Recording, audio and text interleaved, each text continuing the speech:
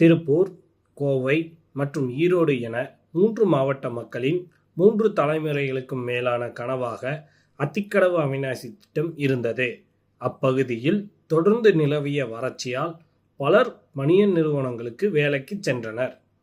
தொரலூர் வள்ளிவரம் கிராமத்தில் அத்திக்கடவு தண்ணி எங்கள் குளத்தில் வந்ததுனால இதுக்கு முன்னால் 52 வருஷத்துக்கு அப்புறம் இப்போ தான் நாங்கள் நெல் பயிர் விவசாயம் பண்ணுறோம்.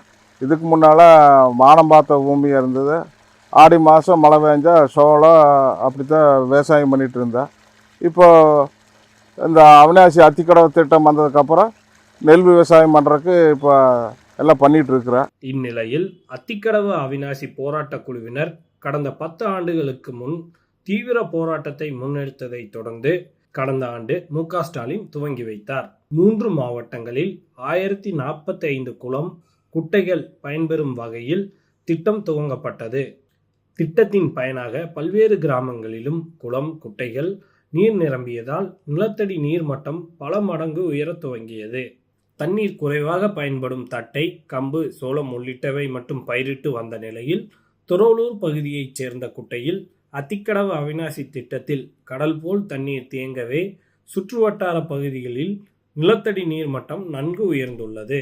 இதையடுத்து 52 ஆண்டுகளுக்கு பிறகு 4 விவசாயிகள் 3.5 ஏக்கர் நிலத்தில் நெல் விவசாயம் பயிரிட்டுள்ளனர்.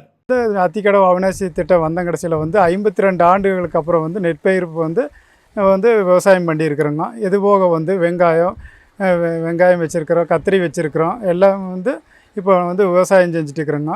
இன்ஜின் ஆயில் இன்ஜின் வச்சு டீசலை ஊற்றி நாங்கள் விவசாயம் பண்ணிகிட்டு இருக்கிறோம். டெய்லி நாங்கள் விவசாயம் செய்யும்போது செலவு அதிகமாகுது. டீசல் இன்ஜினுக்கு பதிலாக இலவச மின்சாரம் வழங்கினா இன்னும் நாங்கள் விவசாயம் செய்யறதுக்கு ஏதுவாக இருக்குது. திருப்பூர் மாவட்டம் தொரலூர் பகுதியில் 52 ஆண்டுகளுக்கு பிறகு அத்திக்கடவு அவிநாசி திட்டத்தை பயன்படுத்தி நெல் நடவு செய்யப்பட்டுள்ளது. இதனால் இப்பகுதியில் உள்ள விவசாயிகள் பெரும் மகிழ்ச்சி அடைந்துள்ளனர். திருப்பூர் மாவட்டம் தொரலூர் பகுதியிலிருந்து சபரீஷ்.